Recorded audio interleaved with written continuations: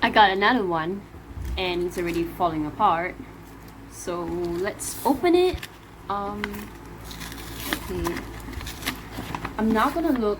I have a feeling that I'm gonna be disappointed by it. Oh, not disappointed.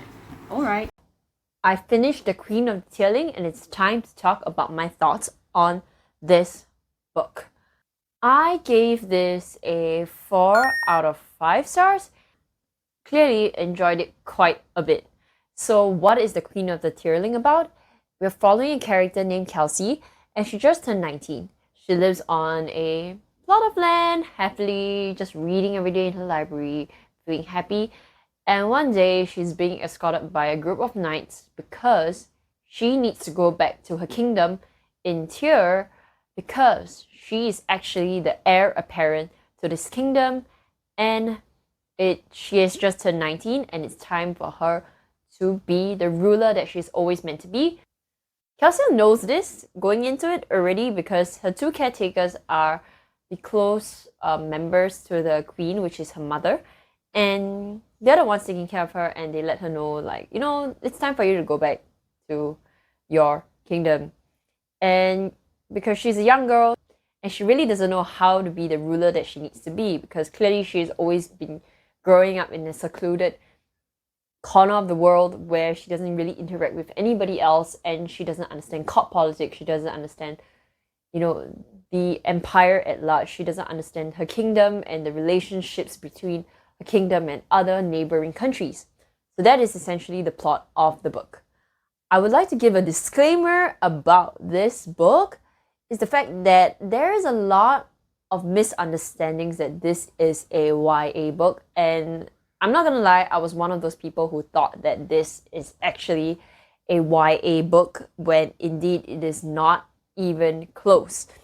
It is 100% an adult book with adult themes. Our character may be young, but she's 19, so at best it's new adult, but it's 100%, I can guarantee you, a adult book. There is a lot of triggering themes in here that I don't think is suitable for young readers, such as like slavery, sexual assault, violence, and there's some mentions of rape. Definitely of some level of non-consensual sex, though not explicitly described, is still rape. So definitely not for our young readers at all. So do not mistaken, this is not a YA series. This is an adult series. So let's go into our review about what I like and don't like about this very first book in the series.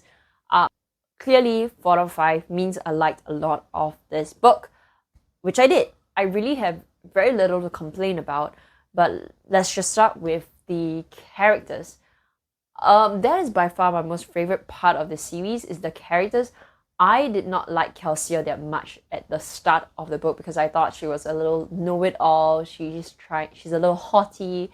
She's a little bit try hard, pick me girl vibes. But to be really fair to Kelsey, she grew up with like no companions of her age. She only has essentially a governess and like another caretaker, and that's all she has. She doesn't really have a chance to experience what it's like to be a youth. And so her life is really, really, really small in comparison to the whole wide world because all she ever knows is what she reads, what people tell her, and the little garden state she lives in. And at first I thought, like I said, she's like a pick-me girl, she's a little bit haughty, she's a little show-off. But the truth is that because she's the heir apparent, she has to show off. She has to pretend to be confident, she has to be brave, she has to put up a front. And a part of that is really admirable because she's really thrown into a universe, a completely different community that she has no idea about, that she has no experience in. And I can tell that honestly it's seriously intimidating, but she took it in stride. But you can also see the amount of fear that she has in being able to be a good ruler and her lack of surety on the matter of being the ruler that people need. And there's a lot of doubt, there's a lot of also like fake it till you make it. And I thought that she's an impressive person. and character that's being crafted by Erika Johanssen. So I love her very much. In the end, probably by the 50-page mark, I really start to see her character and her heart as a person, and makes it very, very realistic to see her grow throughout the story, and until the final point in the story where you are seeing her coming to her power and truly having to make some really difficult decisions. Yeah. And other than just her as a character, which is really the main point of the story, we get to see her relationships with the characters around her, and how they play very key roles in her success in being a ruler, whether it be her Queen's Guard, which are really an endearing group of people. Not everyone is terribly likable, but I love most of them. We also see how her uncle, who doesn't want her to be the chair, is trying to take her down. We see other parts of the community that have vested interest in this slavery aspect in the kingdom, and that because she doesn't agree with slavery, they are finding ways and means to kill her and get rid of her, because they want the kingdom to be run the way it has always been run by her uncle, because she was not yet the heir apparent. She has not come of age, and so her uncle was the one to rule the kingdom when her mother died in her place. So you see a lot of the dynamics and the politics, and obviously the evil Mort Queen, also known as the Red Queen of Mort, which is the neighboring country, who is big in size, big in army. They have everything and can essentially invade Tyr at any time, but because of the treaty that they have among each other, she is a force to be fighting with, and is also, she and Kelsier has a bond, somewhat magical at sometimes it seems, and it feels like it spans beyond just being mortal enemies technically because of their kingdoms, but it feels deeper than that. Of course, I'm not too sure if it is, because it's not really explained in the book. Which brings me to actually the aspect of the magic system and the world building in the story. The world building is set. It seems to be set in a medieval time period, but the system is magical, but not quite. It's like a fantasy setting, but it's more of like a soft magic system. There's some magic, but then it's not explained, and there is no like hard rules to any of the magic that's present in the story, and there's almost little to no magic present. So the only magic that I know is at best maybe a magic ball that the Mod Queen can use to like envision things that are gonna happen, like she's like a fortune teller of some sort, have with her magic 8 ball that tells her things. And Kelsier has 2 sapphire pendants that we do not know has what kind of power, but seems to have some magical abilities in it, but we do not know its origins, we do not know its purpose, and we do not know its significance yet, which the Mod Queen seems to have vested interest in. Yeah, so that's about that with the magic and the world. I will talk about it later on, because it's some aspect of the world is actually why I didn't like this book too much. But the other thing that I enjoyed a lot, which I think may be a killing point for some, is the fact that the plot doesn't move forward too quickly, but I actually like it for what it is, because I can tell that this book was meant to be a setup, and I want to know our characters, I want to understand the world, I want to understand the politics that are involved, I want to see Kelsier grow as a person and grow into being the queen that she needs to be, and all the things that comes with being a queen that everyone wants to assassinate. And just seeing her come to her own is intensely fascinating, and I love watching her very much.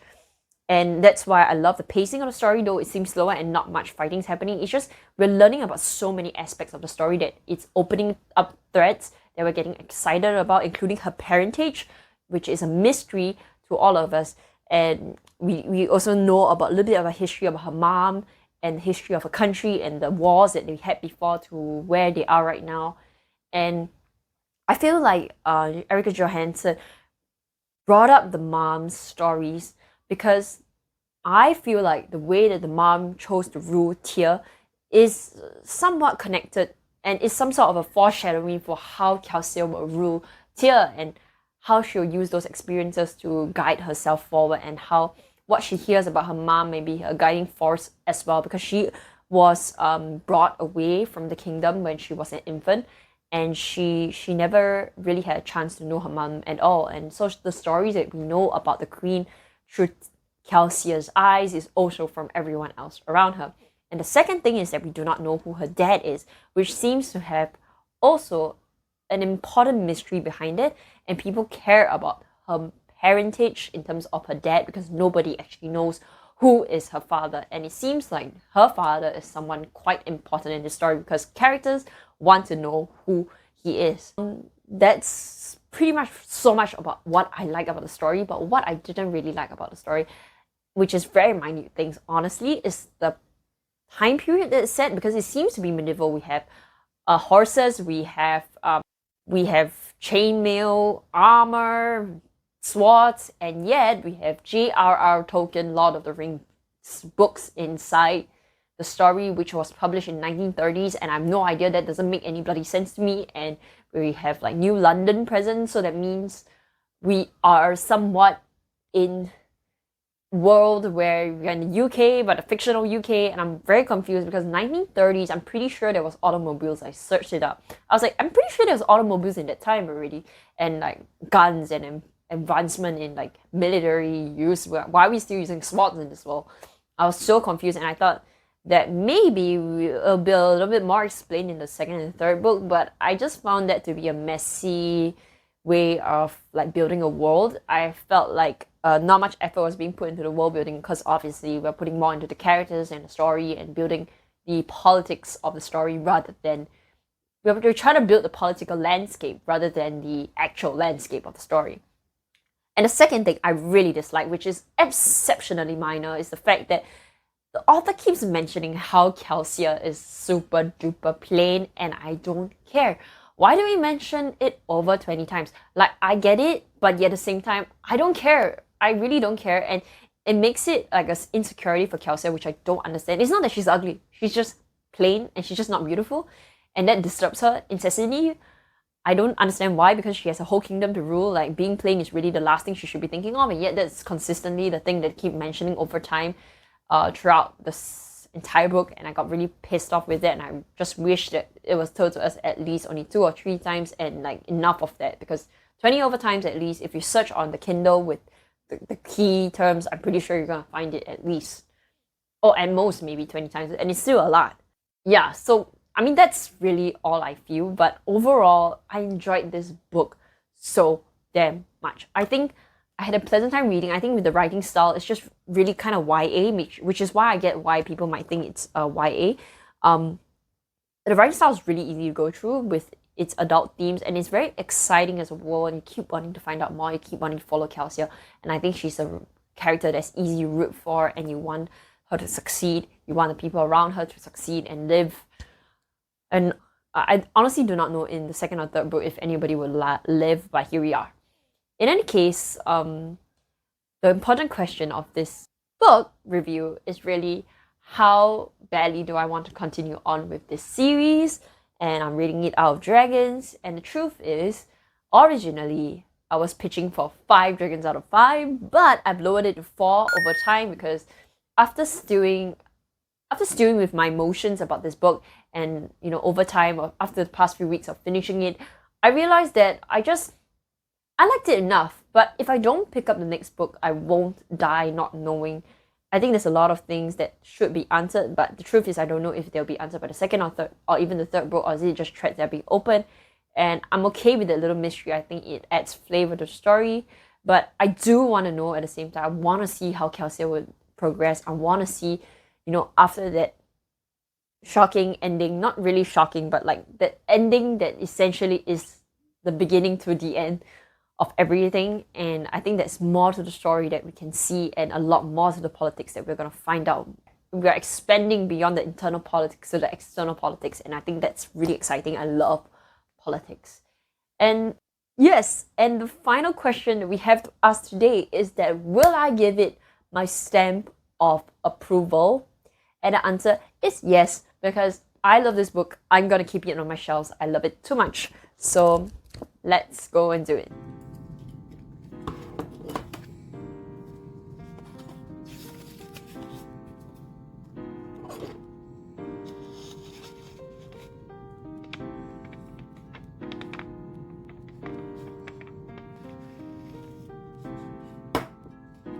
Now we've come to the end of the review. I hope this will help you want to pick up the Queen of the Tearling. And if you have picked it up, tell me down in the comments below whether like how do you feel about this series? Is it something that you like, don't like, and why? All those kind of fun things. And if you want to pick it up, let me know. And thank you so much for watching. Don't forget to like, comment, subscribe, and I'll see you guys in the next one. Bye!